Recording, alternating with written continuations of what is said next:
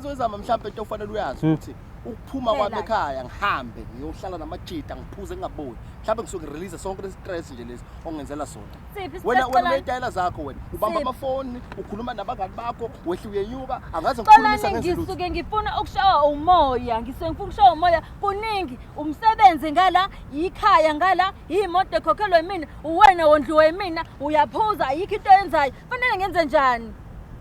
It's not like but wami ngisuke mhlawumbe ngiya kumuntu mhlawumbe ngiyachitha noma ngisuke ngifuna ukurelease istress uba wazi kuningi.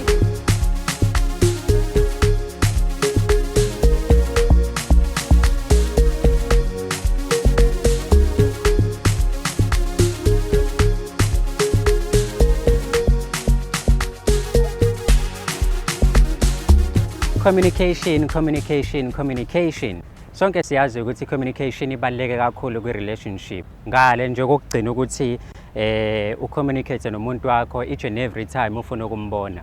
Awukumcheck nje ngezinto ezincane. Zibaluleke kakhulu empilweni nasebudlelwaneni benu.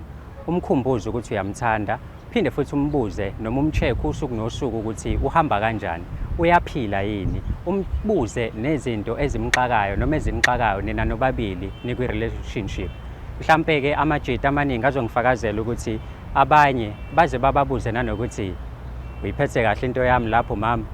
Sanibonani, igama lami ngudlala Matifana and I am the next big thing in South Africa. Uyazi ukuthi once ngavela nje ku-screen sakho suke sesizokhuluma indaba eziningi ezithinta imijolo ehlukahlukene la eSouth Africa. Mhlambe nawe nenkinga ezithinta umjolo ungasithinta njengamanje ethi umjoloshow@gmail.com, that is umjoloshow@gmail.com. Eze ngihlala phansi. Let me remind you ukuthi this show is proudly sponsored by EasyBet. You can register and bet using our promo code umjoloshow. Uyazi ke ukuthi ke iyona promo code okwazi ukuthi uyisebenzise leyo umjolo, iyona promo code okwazi ukuthi ke uyisebenzise. Celeni kwami nginosise kunaye njengamanje sizokhuluma naye just to find out nokuchecka nje ukuthi ngabe izinto zakhe zihamba kanjani nanokuthi kungani ehleli nathi la usukela namhlanje ukuzodiscussa indaba ezithinta umjolo. But before we begin, let me remind you ukuthi siqala ngomkhuleka amakhanda abheke phansi sisho ngazilinye uNkulunkulu kaMatifana sihawukele. Uma senze njalo izinto zethu ziyokhanya zibe zinhle zibe mhlophe. Dadewethu sawubona. Kunjani mama? Hayi no, yonke into iqondile. Siyajabula kakhulu ukuthi uthembe thina wakhetha thina ukuthi sizokhuluma indaba ezithinta wena nomjolo okuwona. Uma singaqala nje kuqaleni mhlawumbe sisasikhumbuza igama ukuthi usisesinayo namhlanje ubani? Igama lami ngizama uZamandimande. Dadewethu njengoba ula uzokhuluma indaba zakho nomjolo wakho noma nomuntu obambisene naye. Uma singaqala nje kuqaleni le jonge elinenhlanhla kangaka lokuba nanasi isimathatha senkosazana ubani? Uxolani Mkhize. Ithini into mhlawumbe kephi lapho uxolani angenzi khona kahle noma la ngathinti khona kahle obonayo ukuthi yazini isikhathi manje sokuthi ngiphume ngiye ebantwini ngiyofuna usizo? Qaleni bhuti ngiqamba amanga beku-right ebulaneni bethu. Uxolani bomuntu right ngisebenza impilo nje sizama sibe sabantu abazamayo kakhulu. Ongangokuthi size sakwazi nanokuthi sigcine sesinendawo yethu. Sakwazi nokuthi sithenge imoto sobabili zethu. Okusho ukuthi sibe sabantu sibe sibambisene nisizana. Ngiyacabanga ukuthi mhlawumbe konaka ngiyacabanga ngazi ukuthi konaka lesikhathi sephelelwa umsebenzi wakhe nokuqala. Ngoba manje usesebenza ama-piece shop yabamba lapha nalapha. Kodwa kona khona okuncane akutholayo. And mina-ke oseyenza yonke into endlini ngaleso sizathu mina ngikhokhela indawo imoto konke nje. Kubheke wena manje. Okungiphatha kabi ukuzilethela ekhaya. Uxolani usomuntu ophuza kakhulu. Uyahamba akalawuleki. Yebo bhuti kuningi ngalendlela leyo ukuthi sengizamile ukuthi ngisondele kubangani bakhe. Abangani bakhe ngathuthi bawulolu hlobo vele ayilona vele ngeke bazi bakwazi ukungisiza. Ngiyazama ukuxhumana nomndeni wakhe. Umndeni ngiyobona ukuthi ngathi uthatha iside la. Ingakho ngigcine sengizala ekhaya ngizogcina usizo la. Ngiyezwa mengabe sikhuluma uveza ukuthi wena osowenza yonke into. Kanti futhi kuvezile ukuthi uGuy unomsebenzi but akona umsebenzi oqondile uyibambela ama-piece jobs. Mhlampe ngale mali kayithola kuma-piece jobs lawo wenza eceleni le mali uyenzani yena kuba ukoyiphuza nabangani bakhe kuphela akathengisha igross endlini? Futhi nje njengoba uyibeka kanjalo nje yena useyiphilisa njengomuntu ongasebenzi njalo. Imali ayitholayo nje uyaphuza, ngibuye emsebenzini endlini akliniwe, izitsha, amabhodo, akandlulele ngisho umbhede okanye uhleli nje ubuka i-TV. So njengoba uze la yini inhloso yakho ukuthi uzomtshela amaphutha anwalungisi noma ukuthi uzomtshela ukuthi ayingeke Xolani sengikubekezelile mfethu side isikhathi but awushintshi kanti mina ngikuficinga nje so usungime emqaleni asiyeke lento esenzayo? Njengoba ngila ngibabhidise ngikhathele. Khathele kakhulu. Ngikhathele kakhulu.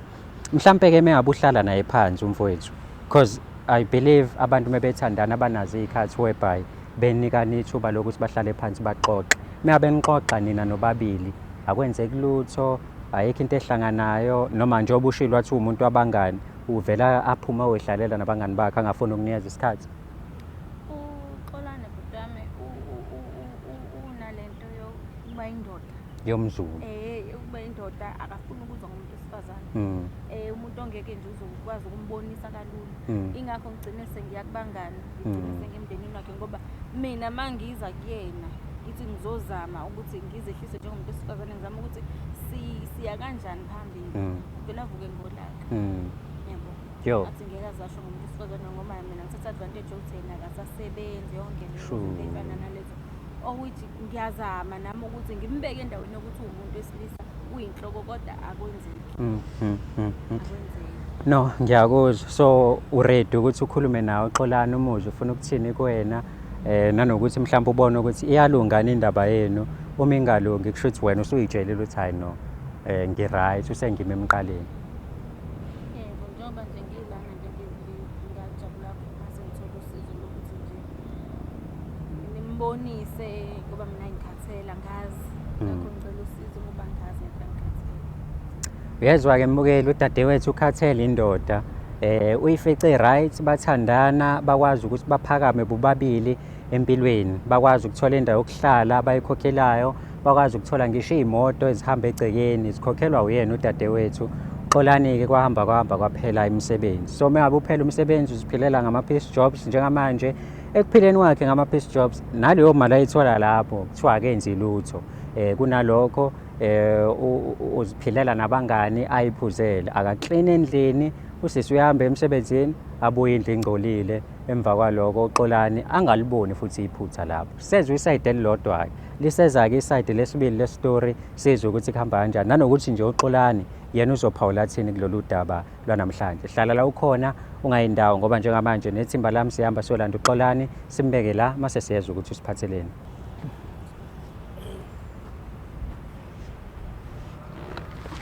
Mntaka baba hamba kahle mfowethu. Kufana ngezabo. Hayi mfethu yonke into iqondile. Kwangathi uxwayile nje mfowethu. Angikwazi ungaxwayi. Awukwazi. Indaba kahle kwenze njani? Mina ngibiza sekunamakhamera nje. Besifuna mfethu uzolungisa iy'nkinga zomzwa wakho. Yonke into esikubizele yona. Yini ubona ukuthi ziyangihlula bangiyilungisa manje. Kubuye ngazuthi ziyakuhlula mfethu because silapha namhlanje. Kube kuthiwa bezingakuhluli kahle kahle wena bafo ngabe umuntu wakhe akekho la ngithi umuntu wakho lo. Uyena. Obambisene naye niyathandana. So ngokwakho nje mhlawumbe umama umuntu ohappy ngakho konke. Mina ngazi kanjalo ukuthi uhappy. Angazi ke yena ukuthi yini into emkhalisayo noma yini into eyenza ukuthi alande nina nilethela. Imaki mhlawumbe menihlala phansi noma ngibuza ukuthi nanigcine nini nje ukuhlala phansi nobabili nibe ne-conversation about nina nanigcine nini? Yazi mfethu mhlawumbe ulosukwazi ukuzwana siqhubeke nalento ngoba manje angi-understand ukuthi ngibizeleni. Mhlawumbe ngachaza yena uzama ukuthi yini indaba yini ningifunelani. Ngizomnikeza ithuba but ngisafuna mina nawe sikhuluma. Ayithi mina njengoba kukhona wena la ubizwe yimini ukuthi khona umuntu okufunayo la kuthi uzama. Wena wathi wena ngoba uyamazi uzama uzoza la ufike ukhulume naye angani. Usukhona-ke manje sengifuna ukuthi sikhulume and mina nginesayidi elilodwa le story lazama ngifuna ukuzwe lakho before nginidedele nikhulume nobabili yabo because uzama wena ngokwakho wena uthi ni happy kodwa uzama akekho happy Yabo ngoba ngisho nje insizwa yakithi. Mina ngokwazi kwami ngathi it's happy. Yini Mase ngekho happy ngachaza ukuthi yini ngeke. Okay, yini ekwenza ukuthi wena ni happy kwi relationship yenu? Ngani ngihlala naye nje. Ngihlala naye endlini namanje nje uphuma wangishiya endlini. Kuthi uzalala ubiza amakhamera wenza yonke lento angikwazi mina. Ubona manje. Hey mfethu ezami. Njengoba ukhulumile nami dadewethu, usekhona umuntu and ama signs ambalwa ezinto ezishilo sengiwabonile already kumfowethu. Yabo. But ungakhuluma naye noma uphinde ungiphindele nje ukuthi yini ongekho happy ngayo kubafo, then we'll take it from there because njengamanje uthi yena ubona yonke into ihamba kahle. Xolani, angikho happy ngebehavior yakho. Angazi noma lokhu kwenziwa ukuthi mhlawumbe uqala ulahlele umsebenzi yini. Kodwa nje usuyaphuza ngokweqile Xolani. Uyahamba Xolani. Kuningi okwenzayo, awusebenzi, ukhona emini kodwa awukwazi ukuklina endlini, izitsha, amabhodwe, awundlule empedeni. Kuningi nje Xolani okwenzayo okade ungakwenzi. Uqonda ukuthini wahlahluza? Qonda ukuthi wena mawuhambile la usemsebenzi ufuna ngisale ngiwashe izitsha manje ngikline ngipheka. Xolani angikwazi ukuthi ngathi ngibuye emsebenzini ngiqale phansi. Ukhona uhleli imini yonke ubuka TV. Wezama ngiyona imedi. Mangenjalo udakiwe. Wezama angisiyona imedi mina ngizwe. Angikwazi ukuphekela wena. Angikwazi ukuwashela wena. Yimini umuntu oyindoda la. Yimini umuntu owenza izinto la ekhaya. Ukuthi wezama ngisasebenza. Shuthi Xolani efuna ngibuye emsebenzini mina ngikhathele. Angihlangana lokho. Ngiqale phansi. Angihlangana lokho mina. Yabona ukuthi Lalela wezama. Lalela ngitshela. Into eyi-1. Ukuthi angisebenza kusho ukuthi mina ngenza isicathalala sakhe ngezwe. akubona ukuthi ngikwenza isicathalala but ukuthi sibambisane njengabantu abathandana. Angithi uyangithanda. Angithi mina nawe siyathandana.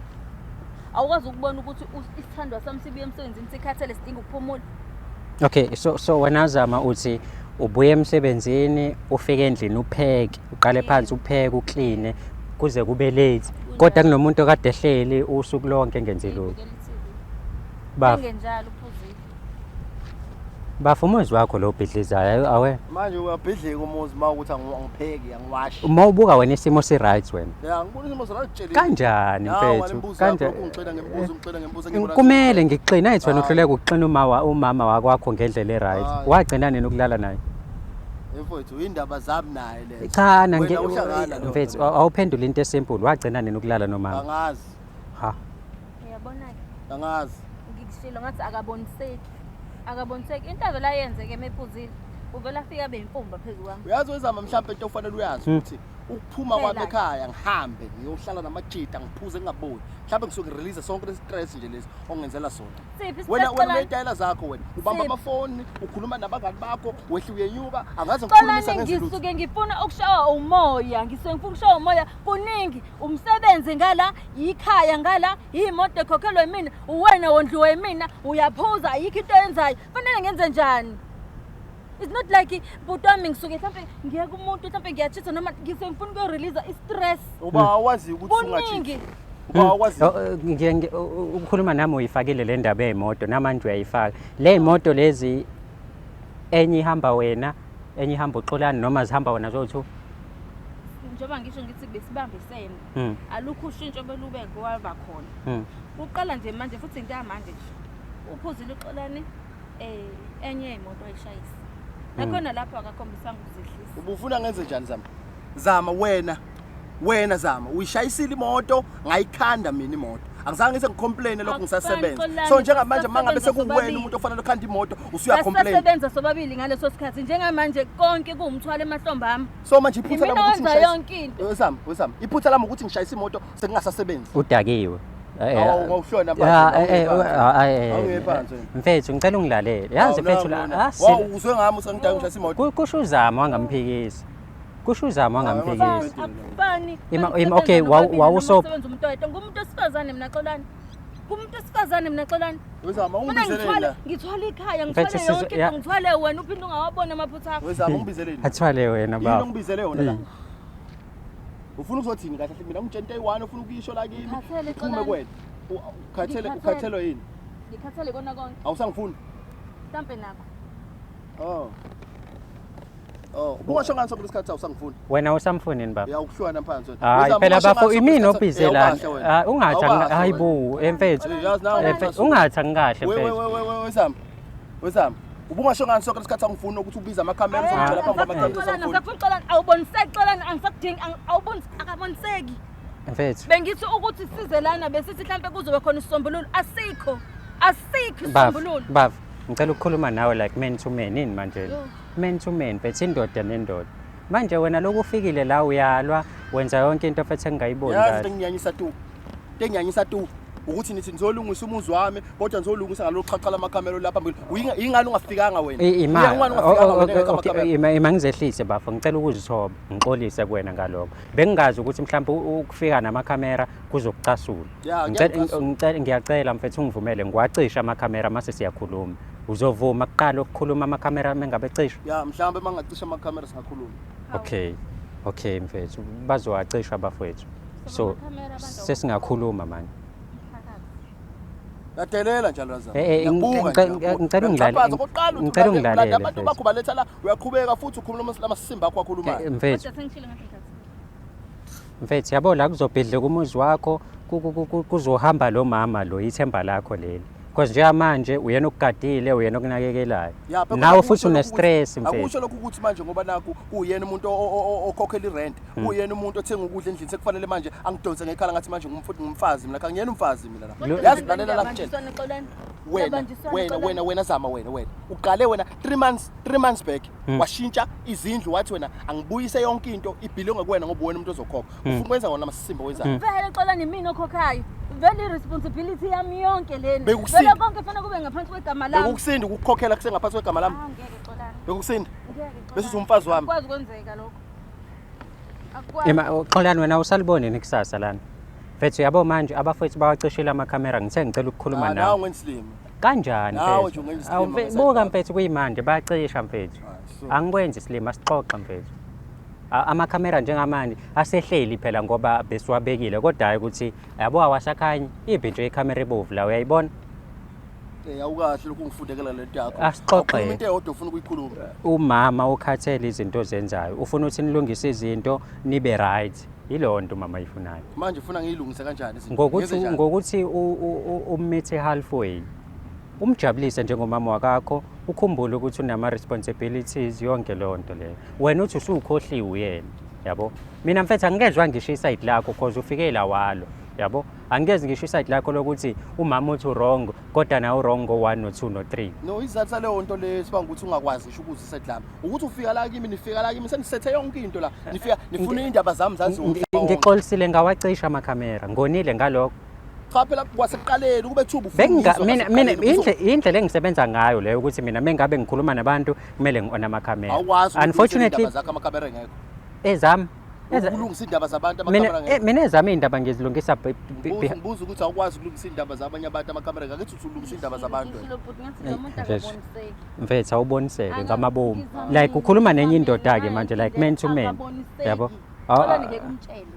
Mfethu asizwa yayazazi ukuthi umphezulu umakho ngeke uzumenze vele ngeke usungitshela ukuthi angiwashe izitsha mina angisiyena umfazi mina webaba siphila kwi21st century njengamanje you understand 21st century ungakwazi mfethu umama uyapheka uwasha izitsha umshaya isinqa yabo umama mfethu wenze okwenye into nawe wenza enye into uyamopha memopha mfethu uyamopha mhlambe nawe ubhizi usula amakhabethe emva kwaloko isinqa sibhenga kwena umshaya isinqa kube mnandi nje endlini angiyezi lo msangano ngobani mfethu isho nabakithi phela bengavuka amathuli okay wena mfethu usho ukuthi wena ushuthi endlini uvuka ngo7 uhamba uyophuza usho ungandlulile kuyoze kubuya umuntu ngo5 emsebenzini awundlulile empedeni olala kuona wena yazi nganawe nje lembuzo yakhe hayi ungathi ngiyakucasula mina bafu mina uyangicasula uzogcina uyangicasula mfethu uzogcina ngozama ukuyacasula uyangicasula ayibona ngikukhula ngiphosela emanzini ngoba ayibona umthinta ngoba ungafuni ukutshelwa mfethu ngoba ungafuni ukutshelwa inkingi ileyo ukuthi awufuni ukutshelwa akhuluma mpethu ukuqula manje ukuphosela amanzi hayi ngenxa yokuthi hayi asekho isinto awukahle mfethu ngicela wehlisa umoya mfethu yazi mina la ngikhuluma nawe njengomuntu wena manje uphenduka isilwane sikephi indaba njengomuntu uyibeka ngalendlela uyibeka ngayo akwazi cha mina mfethu ngikukhombisa ukuthi izinto ziyenzeka manje emhlabeni esiphila kuona wena ucathi ayikho indoda ewasha izitsha leyo nto ofuna ukuyisho yazilalela la mfowethu kuthena lo ngobe kwazi ukukhuluma indaba zami ethi mina ngilala etshwaleni lo uhambe yolala out nabangani bakhe baphume nabangani bakhe bolala out ngingabazi nokuthi benzani akhona amantombazana ahamba olala out lala odwa eyodwa esibethi bayojabulisa bebodwa angikwazi ama vacation abangani bami. So manje wena meyabe uphuma uyolala out awum-update ingane kubafu ukuthi usawolala phansi uyayikhipha nabangani noma ungeke umnikeze wonke ama-details but abe ne-ID. Njengoba sengithe ngasho nje ngithi Xolani nje uyabuthanda utshwala uyaphuza udakwa ngale ndlela le. Ngidakiwe mina mayihamba ngizoyidakiwe usukudakiwe Xolani uyadakwa isilimi mina la uhlala uphuzile isilima la ayikho angayazi ayikho engiyenzayo angayazi Xolani bayiphuma nabangani bakhe beyogroova la bagroova khona kuze kuse ngoba baphuza benzana baphuza khona uthi mina ngizoyidakiwe. Thuleke nawe usindisa intshebe nje wazi ukuthethisa mina kuphela intshebe yami ingenaphi lana intshebe yami ingenaphi ngithi uyadela Xolani and mina ngikhathele Xolani ngoba mina mfethu okay ubuye ube uloXolani engimaziyo futhi ikusasa kule nto ayikho kufanele usushilo wathi angifuni wena kodwa usamfuna nje awusamfunini nawe ya mina ngiyamfuna hayi phela musukusho nawe kanjani ethi uyamthanda usho wena nje ukuthi ngisamfuna okay awusamthandini ngiyamthanda nawe usakuthanda just let's awungithande kanjani ethi angifuni mama awusamthanda ngathethe musukuthetha uyayithola impendulo angayitholi uthi uyamthethisa mfethu yeke ukuthetha mfethu sikhuluma kahle nomama imthambise yabo imthambise mfethu like manje wena mfethu ukhuluma engathi uthi uyile nhlobo evele ijaha ukulifaka iromance ayinayo yabo khuluma kahle nomuntu wesifazane yebafo ungwaphi kahle mina kepha emakhaya ungwaphi usuka apha kahle le ndawo ngisuke emgababa onenze nje vele emgababa uyachaphazana kanjani ngiqhaphaza abani mfethu yazi mfethu mina mfethu ngenza umuntu omubi kanti la ngizolungisa indaba yakho nomuntu wakho yabo. Oh, so ngikhulumisa ngedwa. Ufuna ngithini? Ngifuna mfethu ubulwele ubudoda bakho ulwele umuzi wakho ungaphephuki mfethu khona. Ubudoda engizobulela phambi kwamakhamera. Ubudoda mfethu kanti ufuna ngithini ngiwacishile amakhamera. Kufanele ngenzeni ngiwathathe ngiwaphindise emotweni ukuze ubone. Uyangazi neminyaka emingaki? Mina uyangazi neminyaka emingaki? Uyangazi neminyaka emingaki? Angikwazi. Ngixolani hayibo mfethu lomtshini. Awabone namkhamera la ubuza njani ubuza? Hayibo mfethu. Acishiwe. Uyangale neminyaka emingaki mina? Mayicishiwe wayengasuki lapha phambili. Lo mtshini. Mayicishiwe wayengasuswa lapha. Ngoba aphazamisa inkulumo yethu. Ayiphazamisa. Ayiphazamisa namanje. Lo mtshini. Namanje ayiphazamisa. Hayibo lo mtshini mfethu. Hayi ngeke mfethu. Hayibo. Mina kufanele ngitshete eyi-1 engibizela nokuthi nifuna ngenze njani kahle kahle. Sifuna mfethu wehlisa umoya ulalela umama ukuthi uthini naye akulalele. Mayithi angiwashe izitsha. Yonto leyifunayo le ukuthi ngivuke ekuseni ke mina khushizele ngifaka amaphilifa ngiwashe izitsha. Phela nakona ukuthi ngithi washe izitsha. Ngithi ngicela sibambisane njengabantu abathandanayo. Yilokho mfethu. Ngithi Xolani cleaner.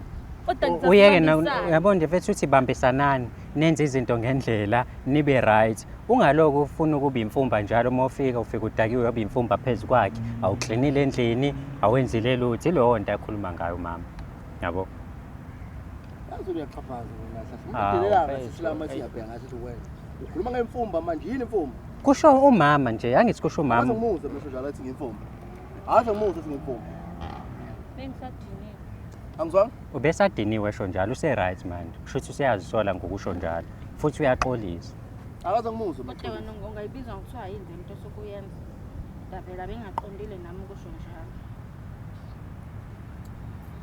mfethu okay asikhulume nawe man to man yabo uye ukuthi mina nje wena nje but man to man sikhulume njengamadoda bamba ithambo mfethu sikhulume ngena la mfethu awukhulumi into ngifuna mina mfethu mina ngifuna sikhulume mfethu seclean soba uthi usigezelene hayi awukho clean angithi ukade sithethisana la manje ubone ngathi ngikwenza isilimi manje ngiyaxolisa ngikubamba ithamba ufoni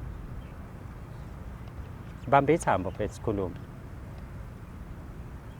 yazi wena mfethu ngathi uzongibambezela bamba ithamba sikhulume angeke ngikubambezele nje yami wakwethu wena insizwa nensizwa mfethu umuzi wakho lo umuzi wakho umuntu wakho and wena mengabe ukuyekelela kuwa phansi akekho omunye umuntu ozokuvusa uyangizwa so wena you need to understand ukuthi vele mfethu akuzofana ukuthi futhi ngiphendule lesihlalo because ngifuna ukukutshela ezikabhoqo yabo mfethu akusezofana manje one awusasebenzi yabo so indlela lo muntu ayitreat ngayo usasebenza vele ngeke isafana yabo so wena mfethu mkhandeke umenze lento ofuna abiyona kodwa at the same time nawe ubuyilungisela izinto zakhe eceleni because isigcino mfethu ngempela akubukeki mfethu ukuthi uyafika indoda ibhizi namabhodo noma yenza izinto but manje izinto ezenziwayo lezo yabo ukubambisana yabo uma ukuthi awupheki hamba uthenga igross abuye umama apheke ntambama ungalindi ukuthi wena manje awuthengi lutho endlini uyena uzuyakothenga because uyena kufanele apheke ibhodo ayibona lento eyisho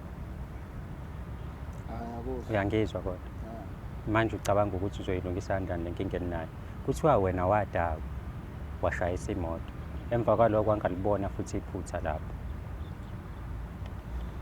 ngiyakuzwa mfethu ngiyakuzwa ungizwa masuthini wena ilonto engiyibuzwa ngizolungisa ulungisa kanjani angithi usuchazile ukuthi ufuna ngilungise cha mina ngifuna sihambe la kulungile yini right mfethu right angithi usuchazile ukuthi ufuna mfethu uyangizwa kodwa noma ngingena ngapha kuphuma ngapha ngiyakuzwa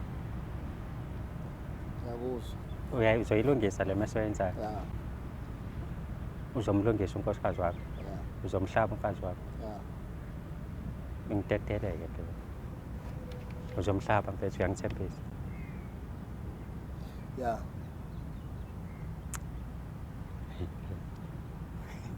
yilo mjida lo mfethu sikhuluma kahle nawe okunye mfethu uzwele ukuthi ubesekhipha amagama ukuthi akakufuni cela ukhulume naye-ke manje umncenge mfethu like umncenge abone ukuthi usengashintshi abone ukuthi umuntu wami yabo